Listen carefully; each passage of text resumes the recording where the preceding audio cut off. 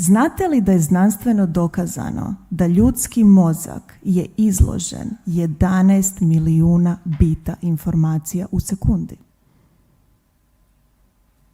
A naš mozak, znate koliko može procesuirati od tih 11 milijuna bita?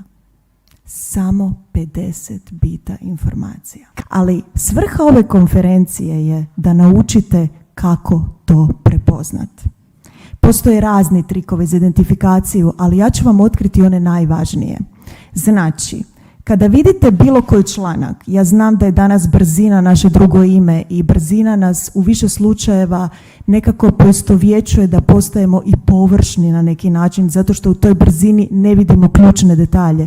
Ali kada vas neki članak zaintrigira, pogledajte izvor, pogledajte HTML domenu. Uvijek ćete vidjeti da na HTML domeni su neki čudni brojevi, čudni sufiksi, čudni prefiksi.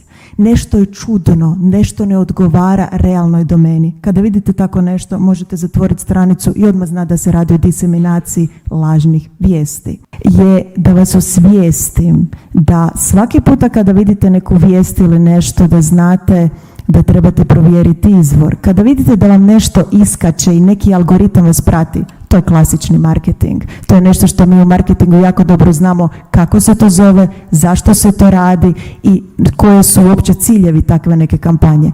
Ali ako želite ići dublje i želite saznati šta se uistinu krije iza toga, svakako provjerite da li su to komercijalna autorska prava i na koji način su uopće zaštićena vaša prava.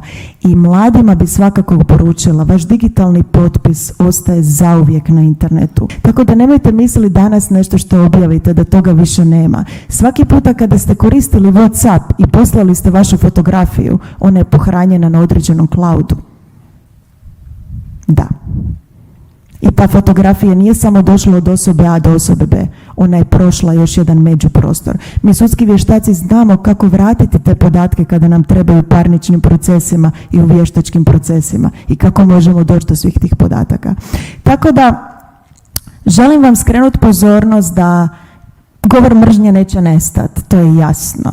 Neće nestati ni diseminacija lažnih vijesti. To će se sve više razvijati, ali ono što mi možemo postati više kritički čitatelji u današnjem društvu i možemo više biti znanjem obloženi na neki način da znamo sve te uzance koje moramo paziti, koje će nam biti vodilje kako ćemo dalje koračati. Tako da hvala vam što ste dio ovih novih promjena i što činite promjene i što svaki ovaj naš izazov koji ćemo imati sa digitalizacijom možemo zajedno s vama poboljšati. Ugodan ostatak dana. Hvala.